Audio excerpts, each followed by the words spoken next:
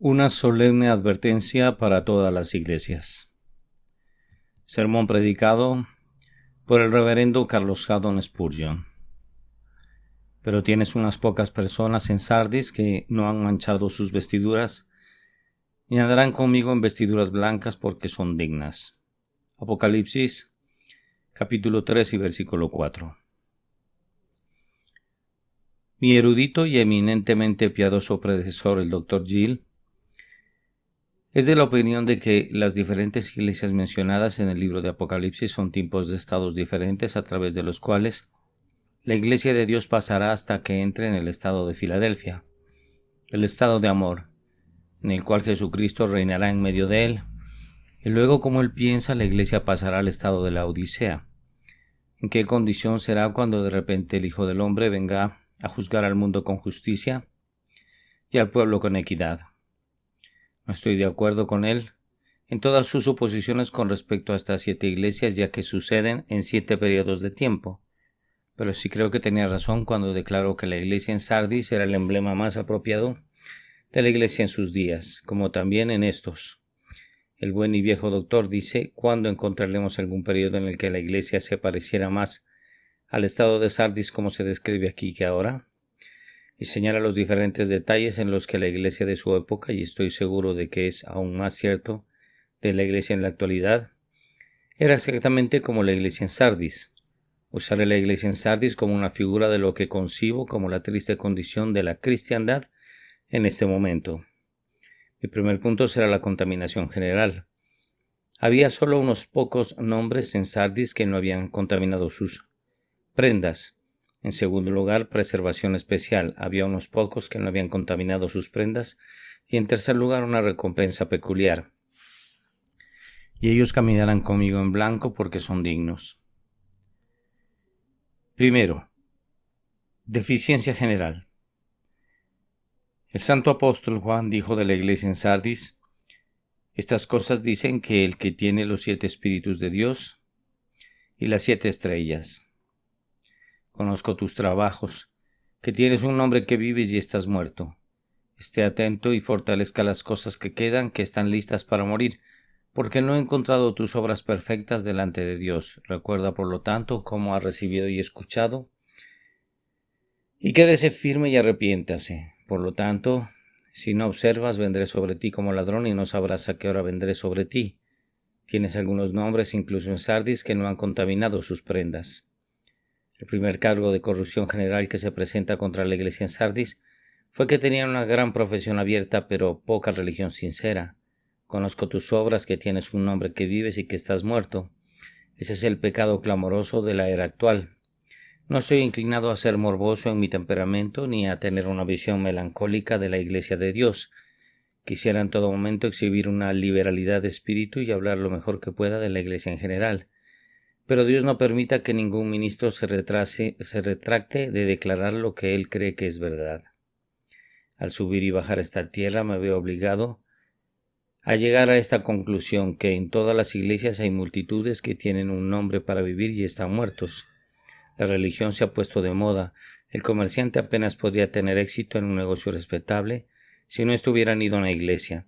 Se estima que es respetable y honorable asistir a un lugar de culto y por lo tanto los hombres se hacen religiosos en los bajíos, especialmente ahora que el propio Parlamento sanciona en cierta medida la religión. Podemos esperar que la hipocresía abunde cada vez más y que la formalidad en todas partes tome el lugar de la verdadera religión. Apenas puede encontrarse con un hombre que se llama cristiano y sin embargo es igualmente difícil encontrarse con alguien que está en la médula de sus huesos, completamente santificado por la buena obra del reino de los cielos. Nos reunimos con profesores por cientos, pero aún debemos esperar reunirnos con los poseedores por unidades. Toda la nación parece haber sido cristianizada en una hora, pero ¿es esto real? ¿Es esto sincero? No tememos. ¿Cómo es que los profesores pueden vivir como otros hombres? ¿Cómo es que hay tan poca distinción entre la iglesia y el mundo? ¿O que si hay alguna diferencia con frecuencia estás más seguro al tratar con un hombre impío que con uno que profesa ser justo?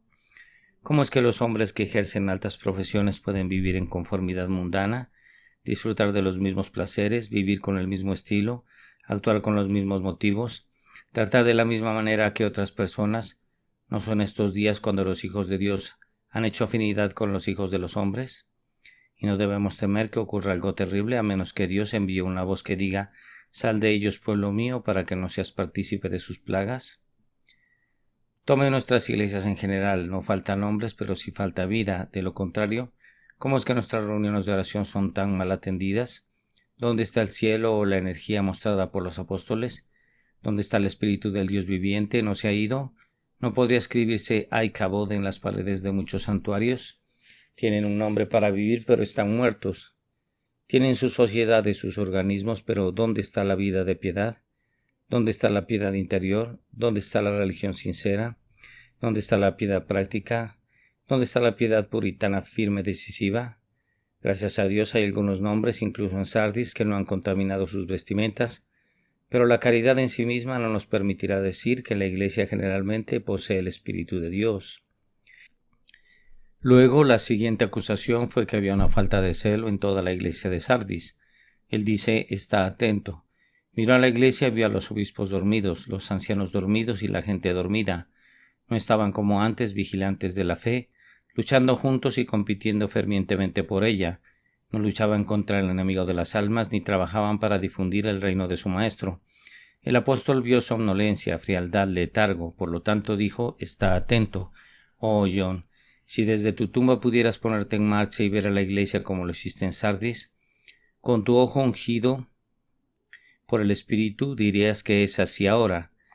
Tenemos abundancia de cristianos fríos y calculadores, multitudes de profesores, pero ¿dónde están los celosos? ¿Dónde están los líderes de los hijos de Dios? ¿Dónde están tus héroes que se paran en el día de la batalla? ¿Dónde están tus hombres que no cuentan sus vidas queridas para ellos, para que puedan ganar a Cristo y ser encontrados en Él? ¿Dónde están aquellos que tienen un amor apasionado por las almas? ¿Cuántos de nuestros púlpitos están llenos de predicadores sinceros y entusiastas? Por desgracia, mira a la iglesia. Ella se ha construido finos palacios imitando el papado. Ella se ha ceñido con vestimenta, se ha extraviado de su simplicidad. Ella ha perdido el fuego y la vida que una vez tuvo. Entramos en nuestras capillas ahora y vemos todo de buen gusto, escuchamos tocar el órgano. La salmodia está en consonancia con el oído más correcto. El vestido y las vestimentas nobles están ahí y todo es grandioso y bueno, y creemos que Dios es honrado. Para los días en que Whitefield predicaría en bañeras una vez más, cuando sus púlpitos deberían estar en Kennington Common y sus techos en el techo del cielo de Dios. Para el tiempo en que podríamos predicar en graneros nuevamente, o incluso en catacumbas, si pudiéramos tener la vida de Dios que una vez tuvieron en tales lugares. ¿De qué sirve adornar la cáscara cuando ha perdido el núcleo? Ve y blanquea el exterior de la tumba de tu padre, pero sé que es una tumba de cal, porque la vida se ha ido. Decora el exterior de tus tazas y platos, pero has perdido la pura palabra de Dios. Ahora no te lo han predicado en tonos simples, sinceros y suplicantes, pero los hombres entran al ministerio por un pedazo de pan. Se estremecen para hablar toda la verdad, o si parecen hablarlo es con palabras frías, sin sentido y sin pasión, como si no fuera nada si las almas fueron condenadas o salvadas, si el cielo se llenó o el cielo se despobló, o si Cristo debería ver el trabajo de su alma y estar satisfecho. ¿Hablo cosas feroces? Puedo decir como Irving lo hizo una vez: podría merecer que me rompieran el volante si no creía que lo que digo es verdad. Por el enunciado de tales cosas merecería la apuesta, pero Dios es mi testigo, me he esforzado por juzgar y hablar imparcialmente. Con todo ese canto universal de la caridad, ahora tan frecuente que estoy al alcance de la mano, no me importa. Hablemos de las cosas a medida que las encontramos. Creemos que la Iglesia ha perdido su celo y su energía. ¿Pero qué dicen los hombres de nosotros? ¿Estás demasiado emocionado? Cuando tenemos la misión del cielo de predicar a las almas moribundas, ¿emocionado? ¿Predicar demasiado cuando las almas se pierden? ¿Por qué debería suceder que un hombre trabaje perpetuamente durante toda la semana mientras que otros se recuestan en sus sofás y predican solo el día de reposo? ¿Puedo soportar ver la pereza, la indiferencia de los ministros y de las iglesias sin hablar? No, debe haber una protesta ingresada y la ingresamos ahora. Iglesia de Dios, tienes un nombre de que vives y estás muerto. No eres vigilante, despierto, despierto. Levántate de los muertos y Cristo te iluminará. La tercera acusación que John presentó contra Sardis fue que No miraban a las cosas que quedaban y estaban listas para morir. Supongo que esto puede relacionarse con los pobres y débiles santos, los verdaderos hijos de Dios que estaban afligidos, llorando y gimiendo en medio de ellos. Estaban tan oprimidos por el dolor debido al estado de Sardis que estaban listos para morir. ¿Y qué hace la iglesia ahora? Van los pastores tras los heridos y enfermos y cansados, llevan los corderos en su seno y conducen suavemente a los que están con crías, ven a los pobres conciencias angustiadas y les hablan a quienes sienten su muerte en delitos y pecados. Sí, pero ¿cómo hablan? Les dicen que hagan cosas que no pueden hacer, realizar tareas imposibles en lugar de fortalecer las cosas que quedan y están listas para morir. En cuanto a desprecio, tienen los verdaderos hijos de Dios recién nacidos en este tiempo. Se les llama hombres peculiares, burlados como antinomianos, sitiados por ser rarezas, hombres de alta doctrina que se han alejado del modo habitual de derribar la palabra de Dios a las fantasías de los hombres. Se les llama fanáticos, almas de mente estrecha, y su credo se establece como calvinismo seco, duro, áspero y severo. El Evangelio de Dios, llamado duro y severo, las cosas por las que murieron nuestros padres ahora se llaman cosas infames. Marque sí. Si se destaca prominentemente en la verdad, no será aborrecido y burlado. Si entras en un pueblo y escuchas de personas pobres que se dice que están haciendo travesuras, ¿no son las personas que entienden la mayor parte del Evangelio? Ve y pregúntale al ministro quiénes son las personas que más le disgustan y él dirá: tenemos muchos antinomianos desagradables aquí. ¿Qué quiere decir con eso? Los hombres que aman la verdad, toda la verdad y nada más que la verdad, y la tendrán, y por lo tanto se les llama un conjunto desagradable de antinomianos.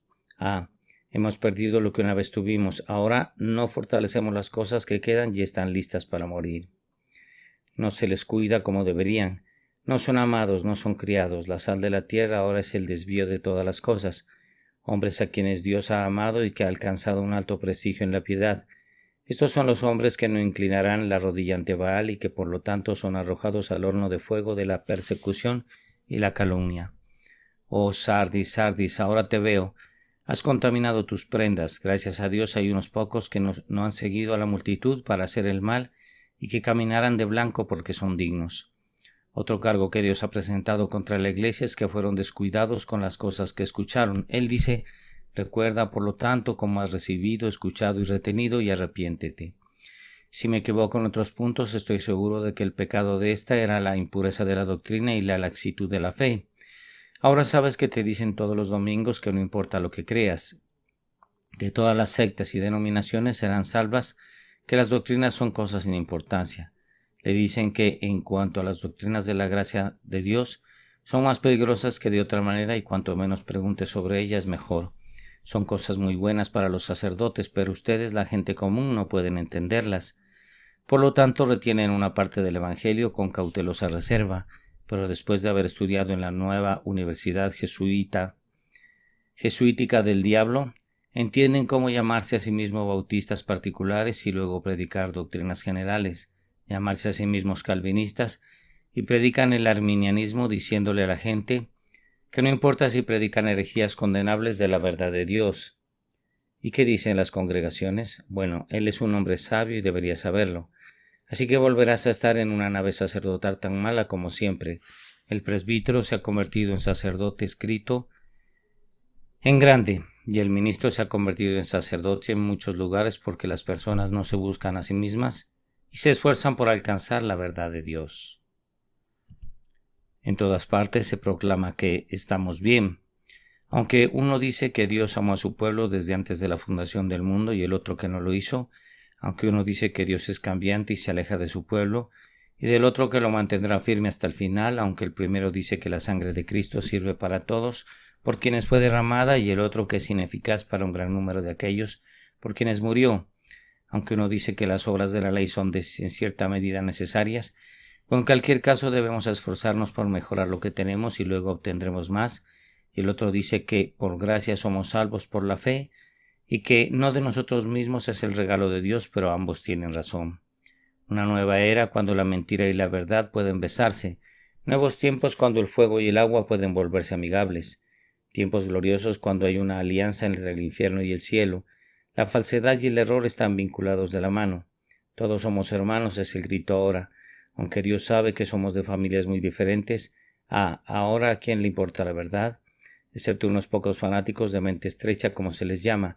Elección horrible, predestinación horrible, perseverancia final desesperada. Sin embargo, pase a las páginas de los puritanos y verá que estas verdades se predicaron todos los días.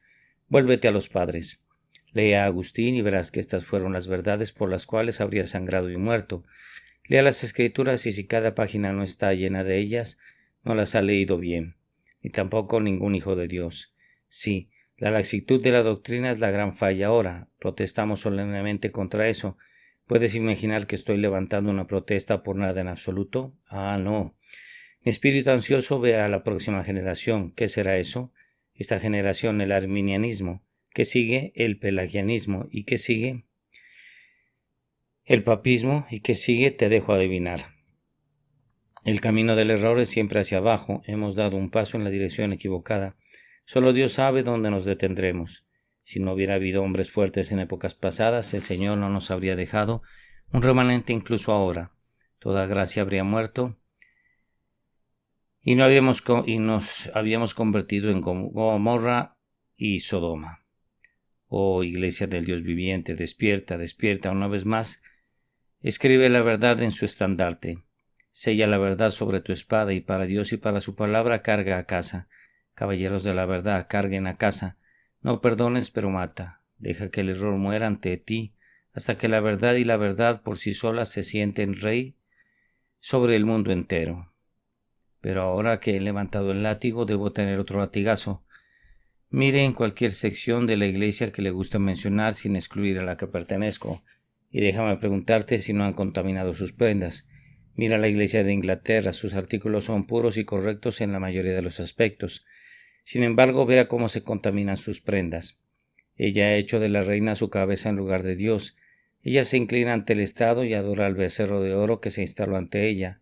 Mire sus abominaciones, su pluralidad, sus obispos de vida fácil que no hacen nada.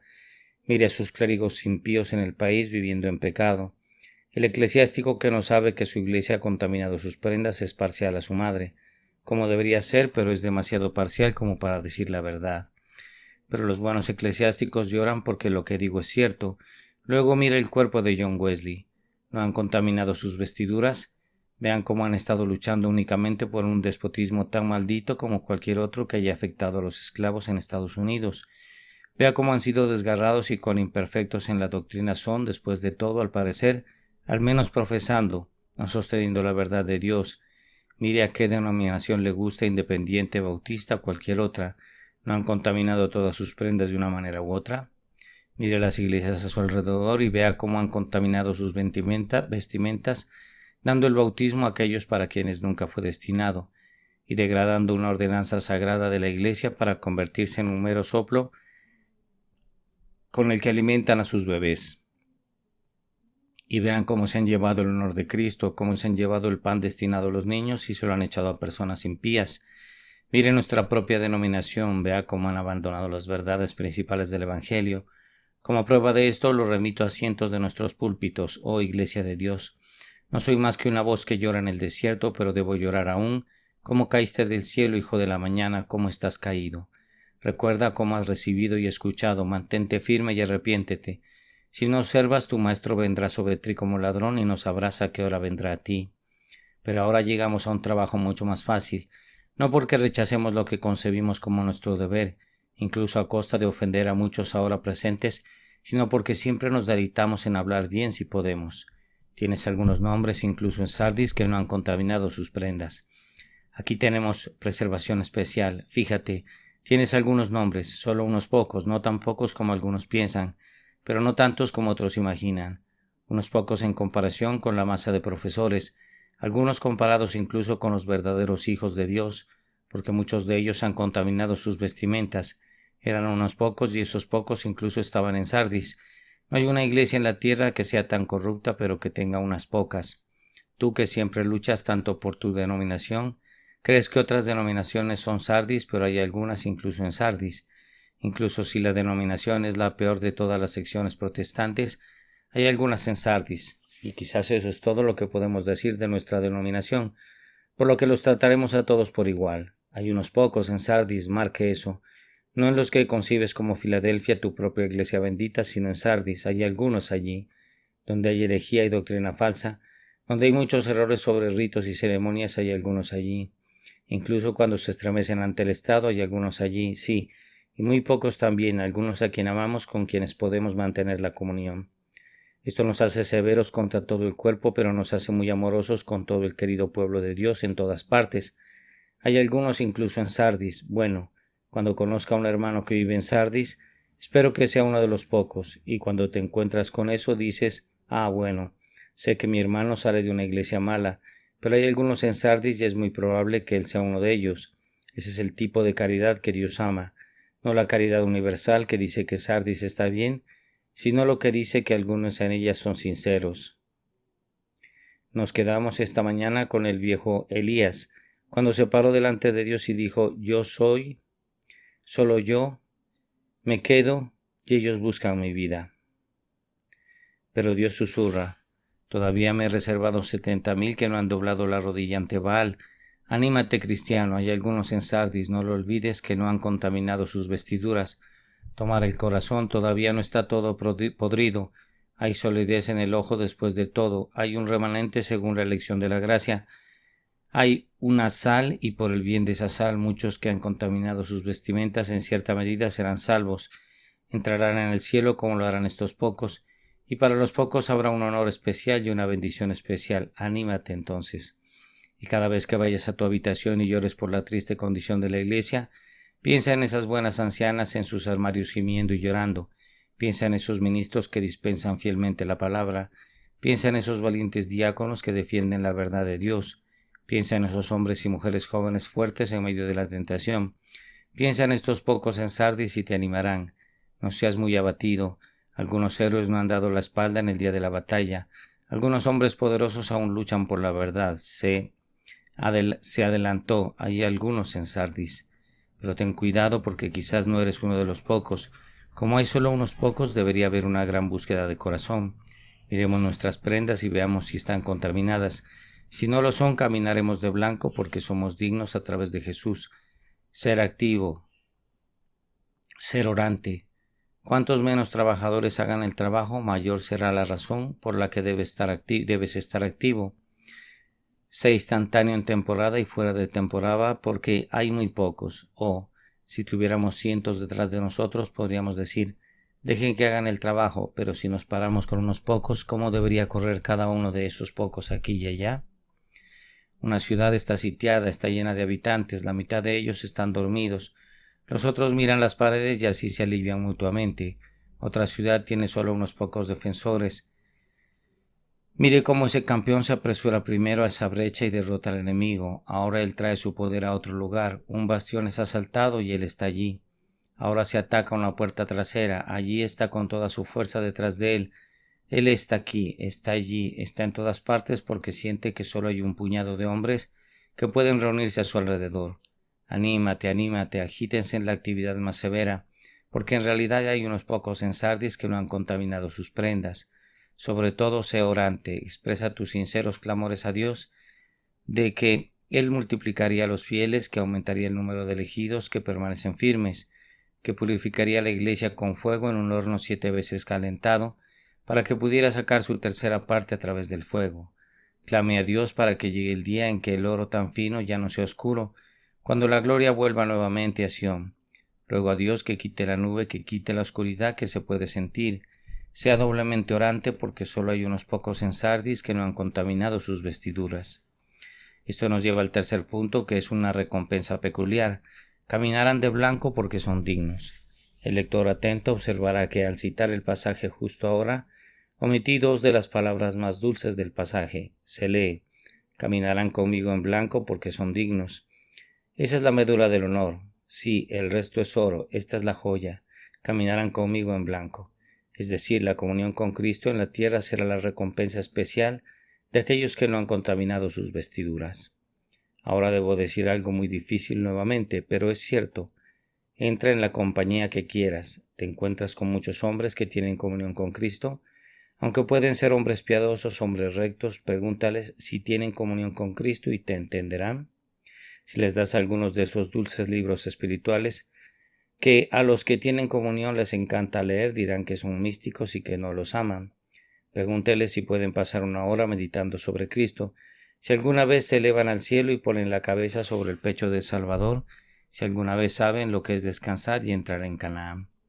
Si ellos entienden cómo Él nos levantó y nos hizo sentarnos juntos en lugares celestiales en Cristo Jesús, ya sea que puedan decirlo a menudo, abundante dulzura mientras canto, tu amor mi corazón violado se desborda, asegura en ti, mi Dios y Rey, de gloria que ningún periodo sabe. Pregúntales eso y dirán, no te comprendemos. Ahora la razón está en la primera parte de mi sermón. Han contaminado sus vestiduras y por lo tanto Cristo no caminará con ellos. Él dice, aquellos que no han contaminado sus vestiduras caminarán conmigo. Aquellos que se aferran a la verdad, que cuidan de ser libres de los pecados prevalecientes, soy hueso de sus huesos y carne de su carne. Los traeré en la casa de banquetes, mi estandarte sobre ellos será amor. Beberán vino sobre lías bien refinadas. Tendrán los secretos del Señor revelados, porque son las personas que realmente me temen. Caminarán conmigo de blanco, oh cristiano. Si quisieras tener comunión con Cristo, la forma especial de ganarlo es no contaminar tus vestiduras, como lo ha hecho la Iglesia. Pero debemos detenernos en el resto del pasaje. Caminarán conmigo en blanco, porque son dignos. Un buen autor dice que aquí hay una referencia a este hecho de que los rabinos permitían a las personas caminar en blanco, que podían rastrear su pedigrí sin una falla, pero si encontraron alguna mancha en su chapetón y no pudieron rastrear su nacimiento hasta Abraham, no se les permitió caminar en blanco en ciertos días. Bueno, él dice que cree que el pasaje significa que aquellos que no han contaminado sus prendas podrán probar su adopción y caminarán con ropa blanca como si estuvieran seguros de que son hijos de Dios. Si quisiéramos estar seguros de que somos el pueblo de Dios, debemos cuidar que no tengamos manchas en nuestras prendas, ya que cada una de esas salpicaduras del lodo de esta tierra gritará y dirá, quizá no seas un hijo de Dios.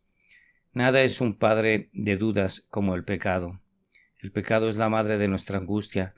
El que está cubierto de pecado no debe esperar gozar de plena seguridad, pero el que vive cerca de su Dios y mantiene sus vestimentas intactas del mundo, caminará de blanco sabiendo que su adopción es segura. Pero principalmente deberíamos entender esto para referirnos a la justificación. Caminarán de blanco, es decir, disfrutarán de un sentido constante de su propia justificación por la fe.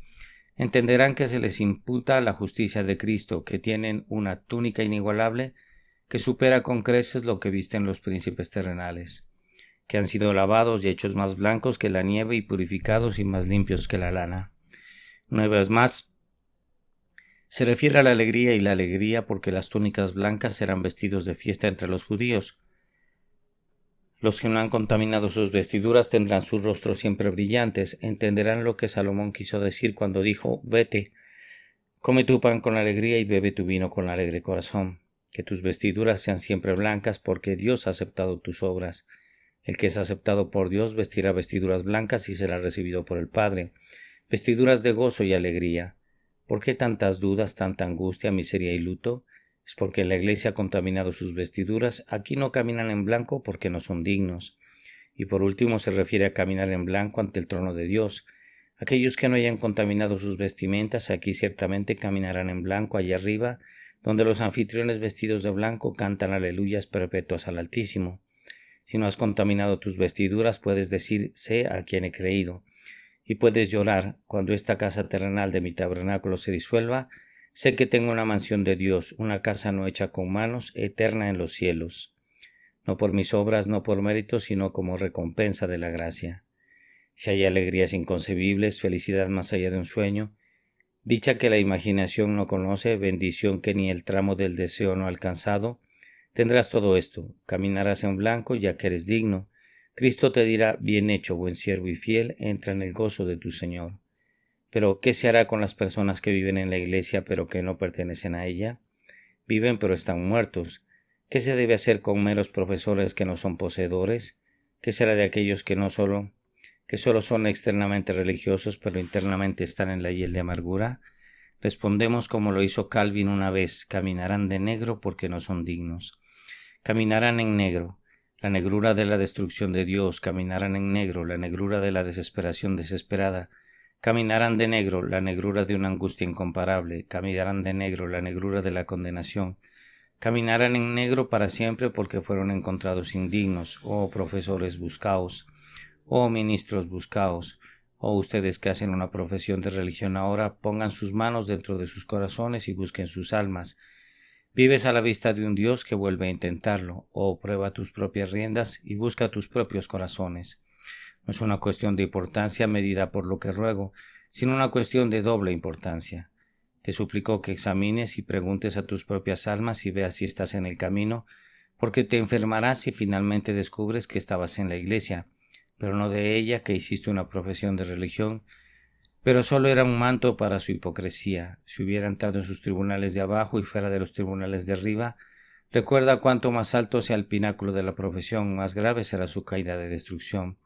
Los reyes mendigados, los príncipes del exilio, los emperadores sin corona, son siempre sujetos de lástima. Profesor, ¿qué pensará de usted cuando le quiten su túnica, cuando le quiten la corona de la profesión, y separa el silbido de incluso los hombres viles, la burla de los blasfemos, la burla de aquellos que fueron quienes fueron, no eran hipócritas como ustedes? Ellos te gritarán, ¿te has convertido en uno de nosotros? Profesor, hombre volador, ¿te has convertido en uno de nosotros? Y esconderás tus cabezas culpables en el pozo oscuro de la perdición, pero todo en vano, porque nunca podrás evitar ese silbido que te saludará. ¿Qué? ¿Tú? Dirá el borracho a quien le dijiste que no bebiera más. ¿Te has convertido en uno de nosotros? Y la ramera a la que despreciabas y el joven depravado a quien advertiste te mirará a la cara y dirá, ¿qué? ¿Tú? ¿Tú que hablaste de religión eres un buen tipo? ¿Te has convertido en uno de nosotros? Oh, creo que los escucho decir en el infierno, aquí hay una curva. Aquí hay un cura, ven aquí. Aquí hay un diácono, ven aquí. Aquí hay un miembro de la iglesia. Aquí hay un hombre que ha tenido el vino sacramental en sus labios. Aquí hay un hombre que ha tenido el agua bautismal en sus prendas. Ah, cuídate. Hay solo unos pocos nombres en Sardis que caminarán de blanco. Sé tú de esos pocos. Que Dios te dé gracia para que no seas reprobado, sino que seas aceptado por el Señor en ese día. Que Él te dé misericordia para que cuando separe la paja del trigo, puedas permanecer como el buen maíz y no ser arrastrado al fuego inextinguible. El Señor en misericordia bendiga su advertencia y escuche nuestra súplica.